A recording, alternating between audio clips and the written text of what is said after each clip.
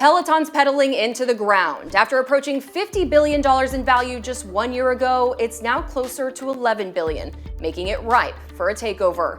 Apple is rumored to be a possible suitor as it stretches into the health and wellness space. While Peloton's new CEO says it's not for sale, our experts aren't buying it. So should Apple buy Peloton? That's today's Bull or Bear.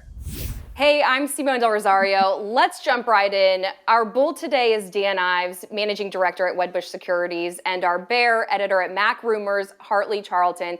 Thank you both for joining me today. We're going to start with the bull. Dan, why should Apple buy Peloton? I view it as a unique asset. I mean, even though Apple has not been acquisitive in the past outside of Beats, which was a small deal, Peloton, it's a unique subscriber base. It's a premium product. And in terms of next-gen health as well as fitness, I view this as a golden opportunity for Cook and Cupertino. I believe this is the time for them to do a deal. All right, time for the bear argument. Hartley, why is Dan wrong in your mind? Well, I think the first thing to understand is that an acquisition of this size would be pretty unheard of for Apple, considering that its last acquisition, even in this ballpark, was Beats for $3 billion, which compared to Peloton, which was recently valued as much as $12 billion, is a huge difference. And then it's important to understand that what Peloton is offering is not unique. Apple already has software products in this space, and certainly its hardware offerings are nothing that Apple can't develop or do for itself. Not to help Dan in his argument a little bit here, but there's such a dedicated subscriber base to Peloton, not to mention Apple is a $3 trillion company. Can they afford an acquisition of this size, Dan? Look, I mean, it's a quarter of free cash flow. And I think Harley, like his view, I think there's many that kind of view that Apple doesn't need to do it themselves.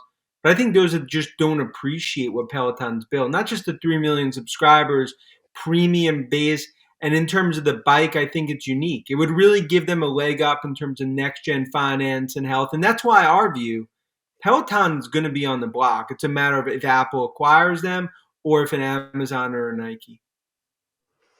Well, when you look at the scale of Peloton's user base compared to the existing subscribers that exist through the App Store, we don't know about Apple Fitness Plus, but we can get a sense of the App Store. Peloton has 6 million subscribers, all the way up to 785 million subscribers that it has through the App Store, which is a huge difference.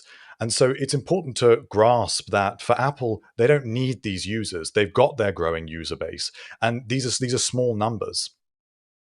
What Apple doesn't have is this massive piece of equipment, right? And what we're seeing in the fitness space, whether it's Tonal or Peloton, is this equipment really driving people to that product.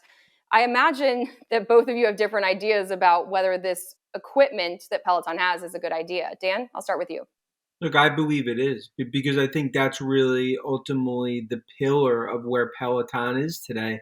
And I think despite the mass misexecution that we've seen from Foley and the team, it's created the opportunity for Apple to potentially look at this as an acquisition. And that's why I think things like this come along every, call it 5 to 10 years. That's why Microsoft went after Activision, because of what happened. I think it's a new age in terms of big tech looking at M&A despite antitrust worries. Well, the hardware behind a lot of Peloton's equipment is not unique. It's nothing that Apple can't get off the shelf for itself. So to pay such a large price just for equipment and ultimately hiring away talent that it can do itself seems like it would be a misstep and a calculation that Cupertino wouldn't make. Dan, Hartley, we're going to leave it there and we're going to bring it to our viewers. Where do you stand, bull or bear? Comment below for us. I'm Simone Del Rosario and it's just business.